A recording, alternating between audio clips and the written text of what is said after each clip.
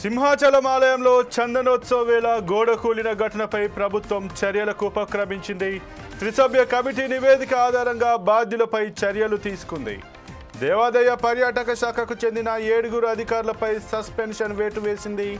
నిర్మాణ పనులు చేపట్టిన కాంట్రాక్టర్ను బ్లాక్ లిస్టులో పెట్టాలని నిర్ణయించింది. కాంట్రాక్టర్ సహా మరో 2 అధికారులపై క్రిమినల్ చర్యలకు ఆదేశించింది ఏపీ సర్కార్. కాంట్రాక్టర్ అధికారుల నిర్లక్ష్యం వల్ల ఈ ప్రమాదం జరిగిందని కమిటీ నిర్ధారించడంతో ఆలయ ఈఓ సుబ్బారావు, ఆలయ EE Srinivasarao, APTDC EE Ramana, deputy ఈఈలు మూర్తి, స్వామి, ఏపీటీడీసీ ఏఈ మదన్, ఆలయం జేఈ బాబ్జీలపై ఏపీ ప్రభుత్వం సస్పెన్షన్ వేటు వేసింది. ఇక ఏప్రిల్ 30న సింహాచలం శ్రీ వరాహ స్వామివారికి చందనోత్సవం నిర్వహించారు. ఆ రోజు స్వామివారి నిజరూప దర్శనం కోసం ముందు రోజు అర్ధరాత్రి నుంచి భక్తులు టికెట్ల కోసం క్యూ లైన్లో నిల్చున్నారు. ఆ క్రమంలో క్యూ లైన్లో ఉన్న భక్తులపై గోడ కూలింది. ఈ ఘటనలో అక్కడికక్కడే 7 భక్తులు మృతి చెందగా మరొకరు ఆసుపత్రిలో చికిత్స పొందుతూ తుది శ్వాస విడిచారు. పలువురు తీవ్రంగా గాయపడ్డారు.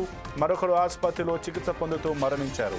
ఇక ఈ ఘటనపై సమగ్ర విచారణ జరిపి నివేదిక అందించాలంటూ పురపాలక శాఖ ముఖ్య కార్యదర్శి సీనియర్ ఐఏఎస్ అధికారి సురేష్ కుమార్ సారథ్యంలో ఐజీ ఆకే రవికృష్ణ, జలవనరుల శాఖ తదితర అధికారులు ఈ యొక్క ఇన్వెస్టిగేషన్లో పాల్గొన్నారు. ఆ తర్వాత వాళ్ళు తుది నివేదికను ఏపీ సర్కార్కు అందజేశారు. ఈ నేపథ్యంలో ఏపీ సర్కార్ కూడా ఈ ఘటనలో పాల్గొన్నటువంటి అధికారులపైన, కాంట్రాక్టర్ పైన చర్యలు తీసుకున్నట్టుగానైతే తెలుస్తోంది.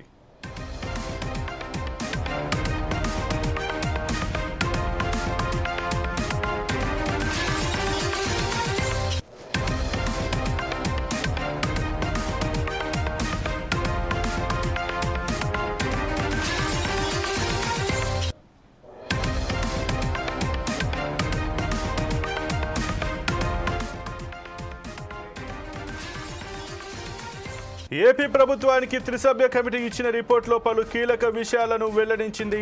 చందనోత్సవానికి వారం రోజుల ముందు గోడను హడావిడిగా నిర్మించినట్లు కమిషన్ స్పష్టం చేసింది. ప్రసాద్ స్కీమ్లో భాగంగా ఈ గోడ నిర్మాణానికి హడావిడిగా అనుమతులు ఇచ్చారని తెలిపింది. ఎలాంటి ప్లాన్, డిజైన్ లేకుండానే గోడ నిర్మాణం జరిగిందని స్పష్టం చేసింది. నాణ్యత పాటించకపోవడం, ఇంజనీర్లు అధికారుల పర్యవేక్షణ లేకపోవడమే ప్రమాదానికి ప్రధాన కారణమని కమిటీ తన నివేదికలో తెలిపింది.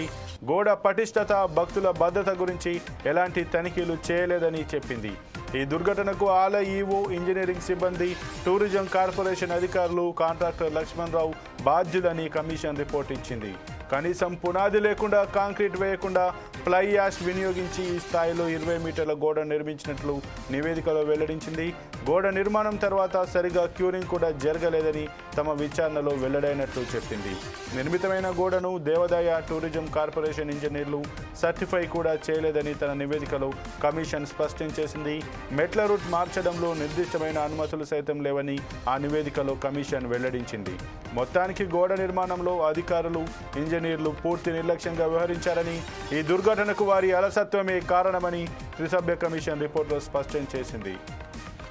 ఇక ఇదే అంశానికి సంబంధించి మరింత సమాచారం మా ఇన్పుట్ ఎడిటర్ శ్రీనివాస్ అందిస్తారు. శ్రీనివాస్, చెప్పండి, ఏదైతే సింహాచలం గోడ కూలిన ఘటనలో 8 మంది అయితే మృతి చెందారు, దీన్ని సర్కారు కూడా సీరియస్గా తీసుకున్నట్టుగా తెలుస్తుంది. ఏదైతే ఆ త్రిసభ్య కమిటీ నివేదిక ఇచ్చిందో ఆ నివేదికలో పలు కీలక అంశాలను పొందుపరిచి దాన్ని సర్కారుకి అయితే అందించినట్టుగా తెలుస్తుంది. దాని గురించి మీ దగ్గర ఉన్న పూర్తి సమాచారం ఏంటి? ఏదైతే హిమాచలంలో జరిగిన ఘటన ఏదైతుంది, ఆ ఘటన ఇప్పటికి కూడా పరిస్థితి అయితే ఆ ఘటనలో 8 మంది మృతి చెందారు. దీనికి సంబంధించి ప్రభుత్వం అప్పుడే త్రిసభ్య కమిటీ వేయడం జరిగింది, విచారణ ప్రారంభించడం జరిగింది. అయితే త్రిసభ్య కమిటీ తన నివేదిక ఇచ్చేలేదని 2 రోజులు ఏదైతే ప్రమాదం జరిగిన 2 రోజులకి అక్కడ ఆలయ కలెక్టర్ యొక్క నివేదికను కూడా సమర్పించడం జరిగింది. ఆ నివేదిక ఆధారంగానే ఇప్పుడు అధికారులను కూడా సస్పెండ్ చేయడం జరిగింది. అయితే ఈ నివేదికను చూసినా, లేకపోతే అక్కడ ఆ గోడ నిర్మాణం చూసినా కూడా నాణ్యతా లోపం స్పష్టంగా కనిపిస్తుంది. అదేవిధంగా డిజైన్ లేకపోవడం కూడా ఇక్కడ ప్రధాన కారణంగా, గోడ కూలిన ప్రధాన కారణంగా తెలుస్తుంది. ఎందుకంటే ఏ గోడ నిర్మాణం చేపట్టినప్పటికీ కూడా దానికి ఒక డిజైన్ అంటూ ఉంటుంది. అంటే దానికి పిల్లర్స్ ఉండాలి, ఎంత ఎత్తు ఉంటుందో అంత ఎత్తున పిల్లర్స్ వేయాల్సి ఉంటుంది. ఆ పిల్లర్స్తో పాటుగా కాంక్రీట్, అదేవిధంగా ఇక్కడ అన్ని కూడా ఫౌండేషన్ వేసుకుంటూ ఆ పిల్లర్ నిర్మాణం, గోడ నిర్మాణం కొనసాగాలి. కానీ ఈ గోడ నిర్మాణానికి సంబంధించి సింహాచలం నిర్మించిన గోడ నిర్మాణానికి సంబంధించి చూసుకుంటే కనుక అక్కడ ఏ విధమైన పిల్లర్స్ లేవు, అదేవిధంగా ఫౌండేషన్ కూడా కనిపించలేదు. కేవలం గోడను కట్టుకుంటూ వెళ్ళిపోయారు తప్ప ఎక్కడా కూడా జాగ్రత్త చర్యలు కానీ, డిజైన్ కానీ, దానికి సంబంధించిన మెటీరియల్స్ కానీ సరైన వాడలేదనే మాత్రం ఇక్కడ ఎస్ఎఫ్జే కమిటీ ఇచ్చిన నివేదికలో స్పష్టంగా కనిపిస్తుంది. అయితే దీనికి సంబంధించి చూసుకుంటే కనుక 7-8 మంది భక్తులు, అమాయక భక్తులు, చందనోత్సవ వేళ స్వామివారిని దర్శించుకుందామని వచ్చిన అమాయక భక్తులు అయితే ప్రాణాలు కోల్పోవడం జరిగింది. దీనికి సంబంధించి చూసుకుంటే కనుక ఇక్కడ పర్యాటక శాఖకు సంబంధించిన శాఖకు సంబంధం ఉంది, అదేవిధంగా కాంట్రాక్టర్ కు సంబంధం ఉంది, అదేవిధంగా ఆలయ ఈవోకు సంబంధించి ఆలయ సిబ్బంది కూడా ఇక్కడ సంబంధం ఉంది. ఖచ్చితంగా వీళ్ళందరూ కూడా సమాధానం చెప్పాలి. అసలు దీనికి సంబంధించి ఘటనకు సంబంధించి ఎందుకు ఇలా చేశారనే దానికి కూడా చర్యలు తీసుకోవాల్సి ఉంది. వారం రోజుల్లో గోడ నిర్మాణం అంటే అది మామూలు విషయం కాదు. అసలు ఒక గోడ నిర్మాణం చేపట్టాలంటే దానికి అయ్యే సమయం కావచ్చు, దాని నాణ్యత కావచ్చు, ఇవన్నీ చూసుకోవాల్సి ఉంటుంది. కానీ లక్షలాది మంది భక్తులు వచ్చే ఈ సింహాచల ఆలయానికి చందనోత్సవ వేళ ఇలా హడావిడిగా వారం రోజుల్లో కట్టేసి దానికి డిజైన్ అంటూ లేకపోవడం అనేది కరెక్ట్ కాదు. వీరు తీసుకున్న చర్య అది భవిష్యత్తులో ఇంకా ఏ అధికారి కావునా ఏ కాంట్రాక్టర్ కూడా ఇలా చేయకుండా, ఇలాంటి పరిస్థితులు దాపరించకుండా ఉండేలా కూడా చర్యలు తీసుకోవాల్సి ఉంటుంది. ఇప్పటికే ప్రభుత్వం అయితే వీరు అధికారిని సస్పెండ్ చేసింది, అదేవిధంగా కాంట్రాక్టర్ ని సస్పెండ్ చేసింది, మరో 2 అధికారులపై క్రిమినల్ చర్యలు కూడా పాల్పడింది. కానీ ఇవన్నీ చేసినప్పటికీ కూడా మళ్ళీ పునరావృతం కాకుండా మళ్ళీ ఇంకో ఆలయంలో ఇలాంటి ఘాతుకాలు జరగకుండా చర్యలు తీసుకోవాల్సిన అవసరం అయితే ఎంతైనా ఉంది. అయితే ఇప్పుడు ప్రభుత్వం వీరి మీద క్రిమినల్ చర్యలకైతే పాల్పడుతుంది. మరి దీన్ని సంబంధించి ఏ విధంగా ప్రభుత్వం తరఫున కోర్టులో ఏ విధంగా పిటిషన్ వేస్తారు, అదేవిధంగా ఏం చర్యలు తీసుకుంటారని కూడా చూడాల్సి ఉంటుంది.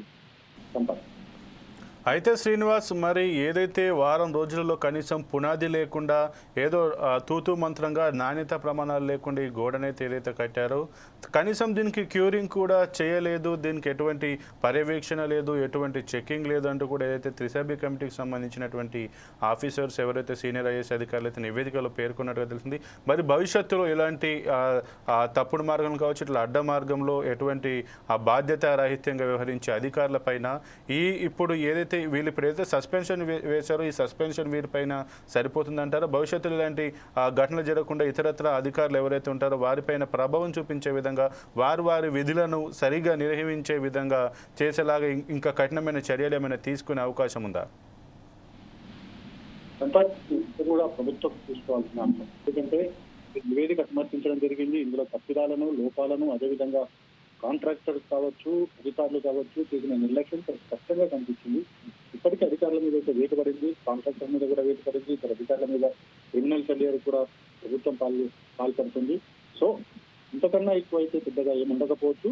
అయితే ప్రభుత్వం తీసుకునే చర్యలు ఎలా ఉండాలంటే భవిష్యత్తులో ఇంకోసారి ఇలాంటి ఘటనలు పునరావృతం కాకుండా అధికారుల మీద కావచ్చు, కాంట్రాక్టర్ల మీద కావచ్చు కఠిన చర్యలు తీసుకోవాలి. కఠిన చర్యలు అంటే ఏ విధంగా ఉండాలి అనేది కూడా ప్రభుత్వమే ఫ్రేమ్ చేయాల్సి ఉంటుంది. అంటే కాంట్రాక్టర్ మీద వేటు వేయడం, భవిష్యత్తులో కాంట్రాక్టర్కి మరోసారి ఏ కాంట్రాక్ట్ రాకుండా చూడడం, అదేవిధంగా ఇలాంటి ఘటన జరిపినప్పుడు మృతులకి ప్రభుత్వం ఇచ్చే ఎక్స్ప్రెషన్ కాదు, కాంట్రాక్టర్ల తరఫున కూడా పెద్ద ఎక్స్ప్రెషన్ ఇప్పించడం. ఎందుకంటే మృతులు చెందిన వారిలో వాళ్ళు ఎంతమంది ప్రభుత్వ ఉద్యోగులు ఉండొచ్చు, కేవలం మృతి చెందిన వారి మీద డిపెండ్ అయిన ఫ్యామిలీలు ఉండొచ్చు. సో వాళ్ళ బతుకులన్నీ కూడా రోడ్డున పడే ప్రమాదం ఉంది. సో అలాంటి ఘటనలు జరిగినప్పుడు కాంట్రాక్టర్ల నిర్లక్ష్యమా, అధికారుల నిర్లక్ష్యమా అని చూసుకుని వారి మీద వేటు వేసుకుని ఎవరైతే మృత్యువాత పడ్డ కుటుంబాలకు ఖచ్చితంగా పెద్ద ఎత్తున ఆర్థిక సహాయం చేయాలి. అంతా ఇంత ఆర్థిక సహాయం కాదు, వాళ్ళు డిపెండెంట్ ఉన్నారు కాబట్టి ఖచ్చితంగా వాళ్ళకి కూడా భవిష్యత్తులో ఎలాంటి ఫ్యూచర్ లో అడ్డంకులు రాకుండా ఉండే విధంగా చర్యలు తీసుకోవాల్సిన అవసరం ఉంది. పెద్ద ఎత్తున ప్రజల నుంచి అయితే వస్తున్న డిమాండ్ ప్రభుత్వం ఏ విధంగా చర్యలు తీసుకుంటుందో చూడాలి. శ్రీనివాస్.